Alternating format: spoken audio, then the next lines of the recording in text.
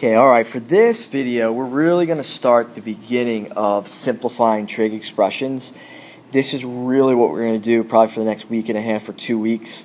It can be a little bit difficult at first, but you can see the guidelines. Make sure you take that down. These 4 guidelines is really what we're going to use as kind of basically to give us hints of how to do these problems. They're in no order. You're going to see some problems where we use all 4 of these guidelines. You could see some problems where we only use one of them. Okay, so it's going to be more difficult because it's not black and white, and it's a real gray area. We have to figure out which ones to use. Kind of like I guess trying to come up with a puzzle there. You can kind of see through. We have GCF, the Pythagorean identities. Right, this we're going to leave up the Pythagorean identities, and we're going to refer back to these. This is the toughest part to basically know how to use these. Okay, if we have fractions, we can find the LCD. And this last one, if nothing works, we can take any trig function and put it in terms of sine and cosine.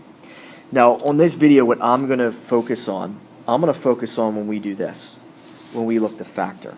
And I have GCF. So we're going to pull out the greatest common factor. All right, I'm only going to do a couple of these. Let's do number 1. Now, number 1, this is going to be one where we can pull out a common factor. The common trig function is sine squared. I have 2 terms. So I could pull out a sine squared of x, and then on the inside we get 1 plus tangent squared of x. Now you're going to see this happen a lot. When you factor and pull out a GCF, a lot of times what you get here is an identity. And in this case, it's going to be a Pythagorean identity. Right? You have the number 1 and you have a trig function squared. Now if I just go back up to the original list, it's this right here. That 1 plus tangent squared is secant squared. So I'm going to replace the parentheses with secant squared. So I still bring down the sine squared of x. This is Pythagorean identity. This is secant squared of x. Yeah, and then if I follow the guidelines, well, if I look at the guidelines right here, I don't have any other Pythagorean identities. I already factored. I don't have fractions. The only thing we can do is this. I'm going to put everything in terms of sine and cosine. So sine squared just stays sine squared. Secant squared, when I put that in terms of sine and cosine, it's 1 over cosine squared of x.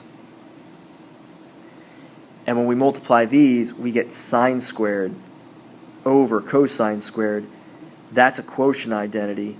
Sine over cosine's tangent, and since they're both squared, this equals tangent squared of x. And this we cannot simplify any further. Okay, you're going to see probably the toughest part is getting started, knowing what to do first. Okay, let's do one more.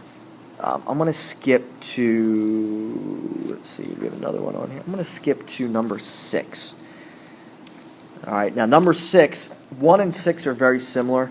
I grouped these together because we have a common factor. The common factor for 6 is sine of x. There's 2 terms, and each of them there's a common trig function of sine of x.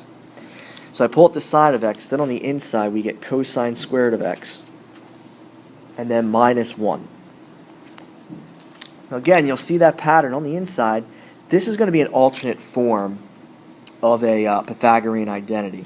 Now normally, 1 minus cosine squared of x equals sine squared. Now it looks like this, but see how the order switched around? Since the order switched around, it's actually going to equal negative sine squared of x. So it's going to be sine of x. This just doesn't equal sine squared of x, it equals negative sine squared of x. And then when I multiply those, well, I'm going to get sine cubed of x, but I have to have the negative in front, so it's negative sine cubed of x.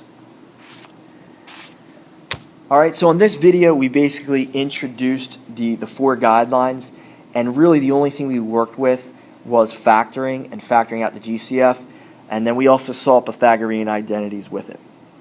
Alright, probably next video we'll focus on some of the other guidelines to get started.